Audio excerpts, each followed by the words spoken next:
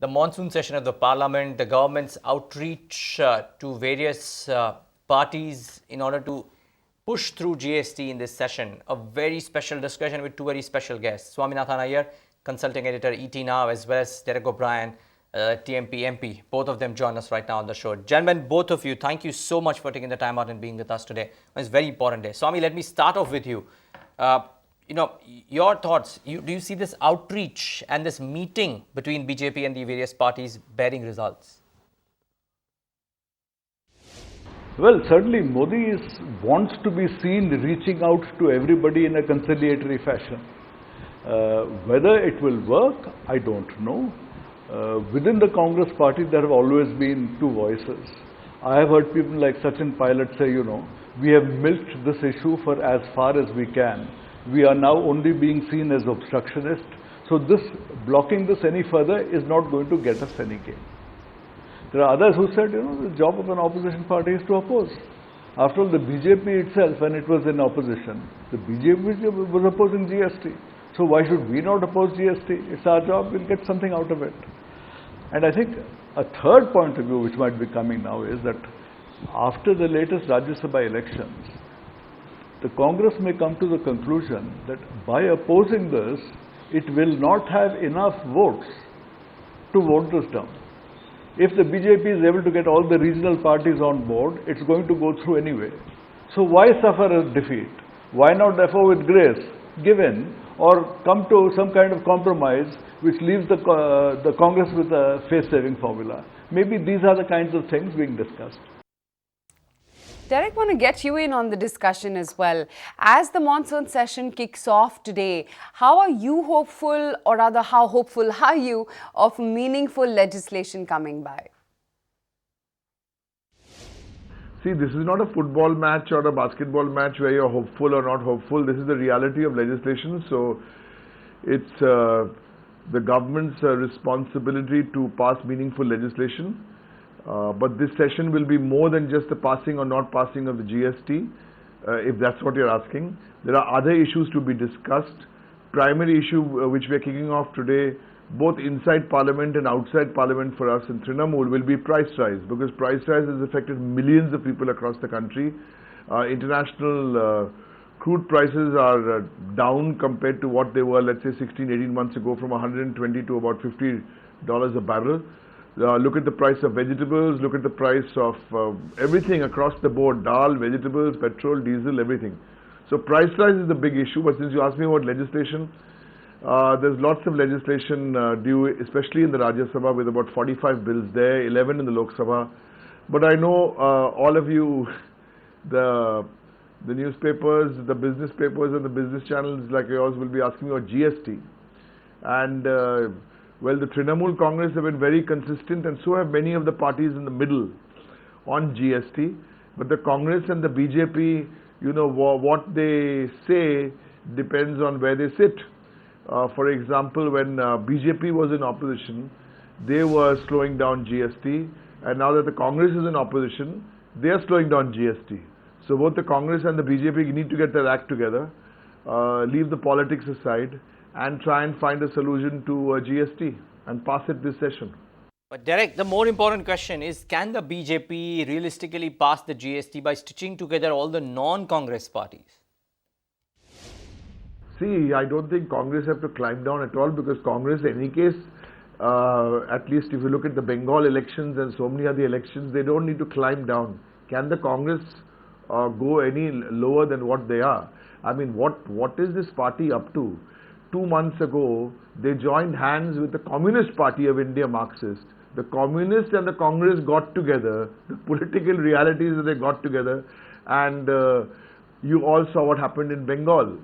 So what the Congress does or what the Congress does not do, they keep calling themselves the principal opposition party, but is that really true? Derek, so if it comes down to passage or not, the government can put the GST to vote, but should a legislation of this nature be passed by division over consensus? Obviously, consensus is always better. But the Constitution of India makes it very, very clear that you need 2/3 and you need two-thirds of those members, more than 50% present and voting. So if you look at the numbers, it's very, very close. There is a small chance, if you crunch the numbers, that this bill can pass in any case, because everyone has come out in support of this bill. But again, as I say, that's the BJP's problem. BJP are in government. BJP are responsible for price rise. BJP are responsible for talking about federalism and not implementing federalism. BJP, you haven't asked me on FDI. How come when Parliament now is in session, you bring all this new FDI legislation also in session, because this FDI across the board, excuse me, is going to create a problem for employment, is going to create a problem for a lot of sectors. So again, it's not about the BJP and or the Congress. It's about the BJP and the Congress. Okay, Swami, Derek is speaking very vociferously about BJP and what the government or what BJP needs to do, or what the BJP has also realized. So my question to you is that, has the BJP government realized that it needs to reach out and reach out in a good way? Without doubt. I think without doubt there's been a lot of criticism in the past that Modi has not reached out enough. I think Modi also felt earlier on perhaps that, on a lot of issues, there is no point reaching out because you will just be rebuffed. It's the job of the opposition parties to oppose, so they're going to oppose. But on a thing like this, where you need a two-thirds majority, you obviously have to reach out. Without reaching out, there is no way you can get a two-third majority. So he has been reaching out on this particular issue anyway. And let us see, let us hope it yields dividends. Swami, sir, has the government climbed down because it fears isolation? It may turn out to be the case. Let us see what finally happens. We don't know yet. We will actually ultimately, I think, only know on that day. But as of now, I think the Congress feels that, we did what the BJP did. But a point may come when you say it's no longer worth carrying on this line. At that point, you can either change your tactic, you can do something like walking out of the Rajya Sabha on that day. That's one of the face-saving tactics that we have. Maybe going with something like that. Whether they will actually come around to embracing the bill and actively voting for it, perhaps they won't do that much. Okay, so the consensus seems to be that there is now being an earnest attempt by the ruling party and certain other parties, if not the Congress party, to try and stitch through something that will get the GST through. So Derek, therefore, my question to you as we wrap up this discussion is that, is India closer to a GST than we have ever been before? There's nothing to stick my neck out. Trinamool Congress have already stuck our neck out. We want India to pass the GST. But if you ask me, it's now raining outside in Delhi. It's very, very cloudy and it's raining and it's all very gloomy. I hope the weather doesn't affect the session in Rajya Sabha. Okay, so that is Derek O Brien's view. Swami, your view, are we closer to the GST than we've ever been before? I think we are. And the critical change, I think, is the Rajya Sabha elections. I don't think there's any change in atmospherics or the issues, but the numbers have changed. And with this change in numbers, I think, we may actually be close to the step. Right. Swami, so assuming that GST does get passed, is April 2017 deadline then pragmatic? Difficult but possible.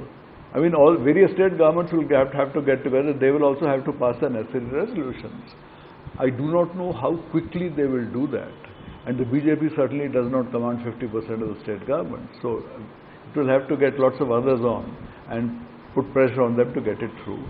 As far as the training and other things are concerned, I think that enough work has already been done to make that possible.